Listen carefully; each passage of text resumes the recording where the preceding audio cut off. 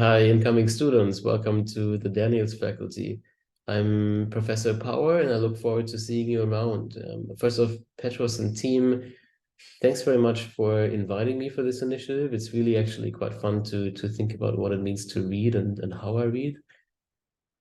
So when asked about my reading habits, a book that kind of really influenced me was George Orwell's 1984.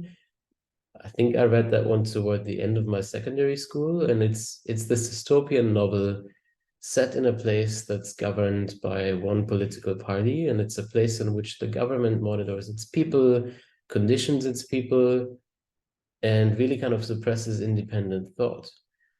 At the time, what really struck me about this book was how the government used language to manipulate reality, and that changed, I would say, how I would read other books after.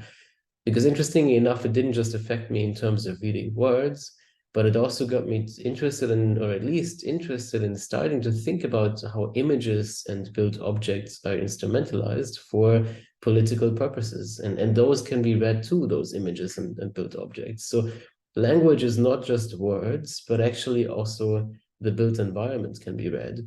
So more immediately at the time, reading 1984 made me realize how many parallels this book has with real life, especially kind of when it comes to reading the news. It I would say opened my eyes to kind of the sneaky use of ambiguous language to disguise the truth, to make things seem more acceptable. Well, what are examples of that? And I think textbook example of the use of what's also known as doublespeak is, for example, how companies talk about downsizing. What they actually mean by downsizing is that they're firing people.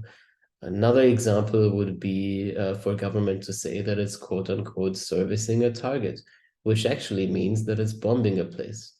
So my own work has to do with where my fascination in a way kind of in reading began, which is the books that influenced me the most. So 1984, I just mentioned that one. But there's also Politics in the English Language, also by George Orwell. There is Doublespeak by William Lutz, How to Lie with Statistics by Daryl Huff, and How to Lie with Maps by Marc Monnomier. So as such, my work has to do with developing ways of seeing and reading how power has been written into the built environment. So really, any media, whether it's journalistic or social media, reading something to me also involves kind of looking out for how language is often deliberately used. And the beauty of you now being at the beginning of your architectural education, of the beginning of your own journey, is that you'll realize that language is not only written, but also visual, material, and spatial. Not only words can be read, but also images, built objects, and that's buildings and infrastructure.